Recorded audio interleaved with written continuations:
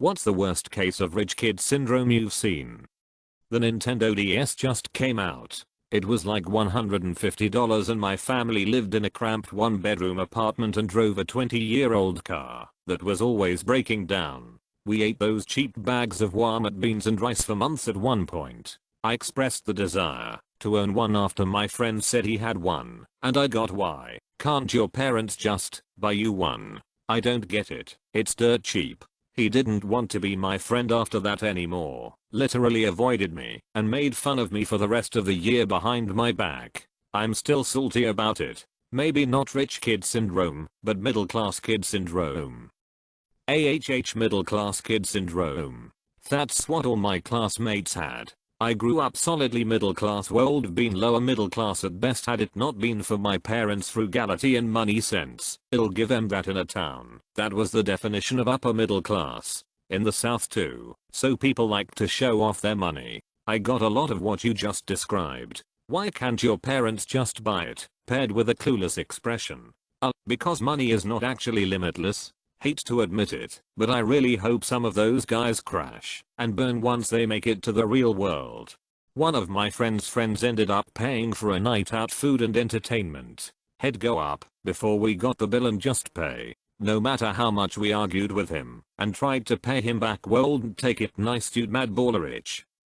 When I was in college and in various groups that interacted with people with established careers, the people with careers would do this for us. Not all the time, just every now and then go cover everyone's tab for whatever outing we were at. Honestly, it taught me a lot more about sharing what I had with people than it made me feel like I was a poor college student, but it had a lot to do with the attitude. Most of the time, when it happened, they'd tell everyone good night, not make a scene, and do it behind our backs and leave. We'd go to close out, and the waiter or waitress would be like, "Oh no, Bob or Mary always took care of it." Being humble college students, and usually sometimes knowing these servers lent to us just tipping on the usual bill, and for a lot of these people it became an unspoken social agreement that they would cover us, and we would pay it forward by making sure our regular servers got taken care of. Koreans will fight to pay the bill in secret. Power move. This girl would always brag about how she's been to every continent except Antarctica and that she's visited so many countries. Then she wondered why people called her the rich kid and insisted she wasn't rich.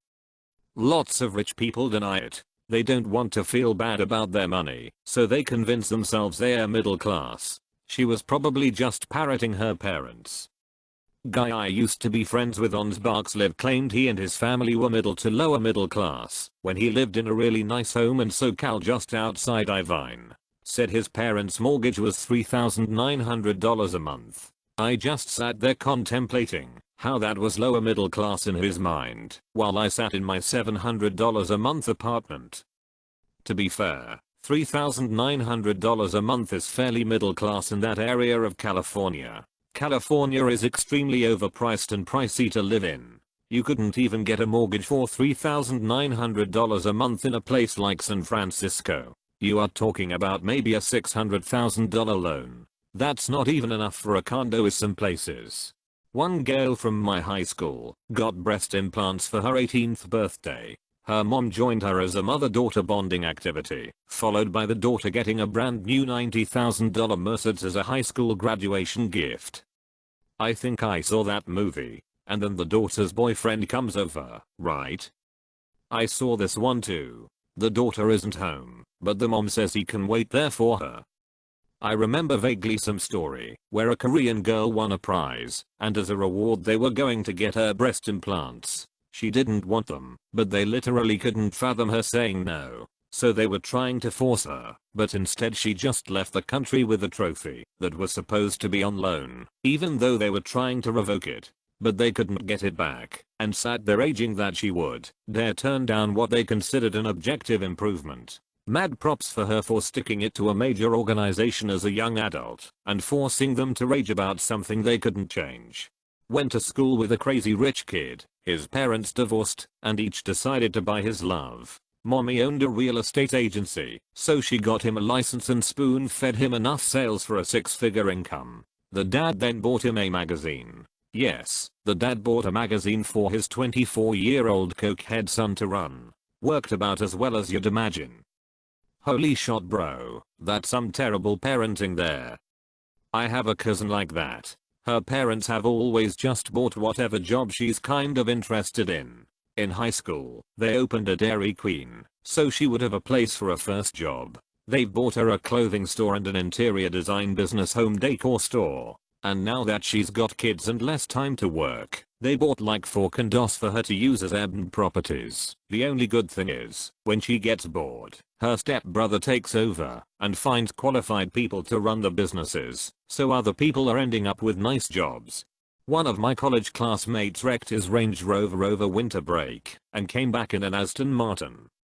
In college I wrecked my 1998 Toyota and came back in a 1998 Toyota with the front bumper missing. Thank you so much to everyone that gave me these awards. I got a chuckle when I wrote this comment, so I'm glad a lot of other people found some joy in it too. Not so bad if you went to college in 1999. Had a good point. This was in 2015, so it was pretty used by then. Had a similar kid at my college. Wrecked his Mercedes CLS 63 AMG and came back in a Lamborghini Gallardo. Well, this blew up overnight. This was actually at a community college in Mississippi. Kid's dad was former professional wrestler who is actually in the WWE Hall of Fame. His dad obviously took very good care of him, but he did make some of his own money through wrestling while he was in school. Worked with this kid who was a good kid, but completely disconnected from financial reality for most people. Had just moved out west from another state and was trying to get on like a normal adult.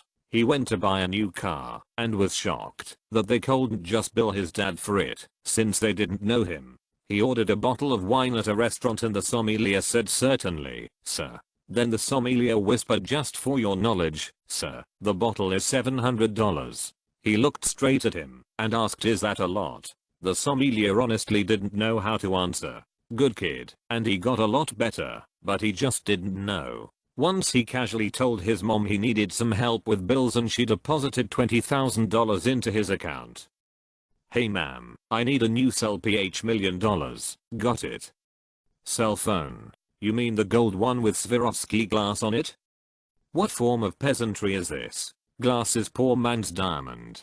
Probably too late to the party here, but I ended up at one of those fancy private universities.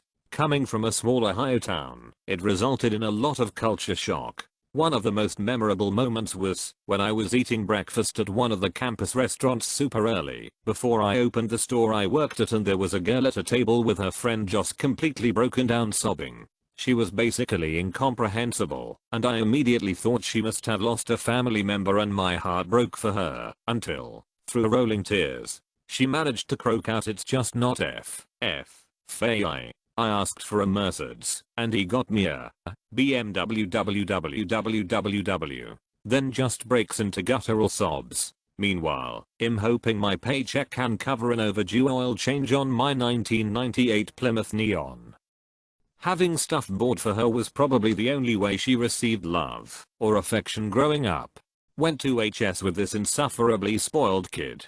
Family had a couch in their home's elevator. And classical European sculpture. This was in the US. Kid talked down to about the less fortunate on a regular basis. Once made fun of me for picking a coin up off the ground. Depression era mentality. See a penny, pick it up. Then all day you'll have good luck. Richie rich mentality. See a penny, let it be. Who knows who touched it before me? Not original content. It's misremembered too, but from a Rozchas cartoon, and I will try to find the source. Many thanks for the silver and gold. Rozchast is awesome, by the way. For background. If you wrote that, that's some quality stuff. If you didn't write that, that's still some quality stuff. Google hasn't returned any results other than this Reddit post for see a penny, let it be, so looks like this might be some quality orc. Rich kid I know brought $1,000 to the book fair in elementary school. Yay, $1,000, that's not a typo. Geez, this is like my 8th post on askreddit and is by far my most upvoted one. Thanks guys. My mom sent me with a blank check to a book fair. I spent around $300 to $400. I was called Blank Check and it's now my official rapper name. Most my parents ever gave me was $20. $5 from mine. Typically got me one cheap book that was on sale like Captain Underpants late 90s early 2000s. Haha, your parents bought you book fair books, rich kid. I knew a kid who would go with a blank check every year. I remember thinking he was crazy for only spending $15 to $20. Like, mon man, you have endless possibilities. Went on a cruise with a rich friend. Dinner was served as a 3-course menu, and you could order as many different courses as you want. Rich friend would order 2 plates of food per course, eat a single bite or 2, and throw away the rest of the food. My family was extremely poor when I was younger, and even though we are much better financially now, we still refuse to throw away even the smallest leftovers. All those plates of food wasted hurt my heart to see. I recently chaperoned a trip to Six Flags Great Adventure for a group of tweens. One girl kept buying food, taking a bite or 2, and throwing it out. My parents were refugees and my mom grew up poor, so we constantly had the don't waste food lecture drilled into us. Here's this girl buying a $9 ice cream cone, taking a few licks, and tossing it out. I nearly cried. Went to a destination wedding in Mexico resort. Rich kids rented a golf cart, tore through the streets, and flipped the cart, injuring people and causing a huge commotion and traffic jam. A Mexican lady comes out and begins to scold them for their behavior. You wouldn't act this way at home. Rich kid responds, I promise you we do. It was the earnestness of his reply that got me. He really believed he was placating her with that response. There's gotta be a German word for something being funny, because the other party is aloof to their own behavior. I swear I read I promise you we do in the voice of Ryan from The Office. I read it with the voice of Sterling Archer. It's even funnier when you read it and White's voice and imagine that he's talking about Mose. I would hope those kids earned themselves a sandal to the head. I worked at a Starbucks and we hired a new guy who I was training. At one point, I had to show him how to clean the restrooms. I grab the bleach and hand him a pair of gloves, and he looks at me in disgust and says, "We don't have a maid to clean the bathrooms." He quit the next day, lol. I honestly wonder how people like that even ended up getting a job in the first place. Like, what did they think they'd be doing? They've been in plenty of coffee shops and think it would be cool to brew the coffees and chat with the hot customers. They have no idea of the actual work involved. The baristas at my Starbucks look like they work quite hard. It's quite impressive to watch them try and optimize making several drinks at once, and they move fast.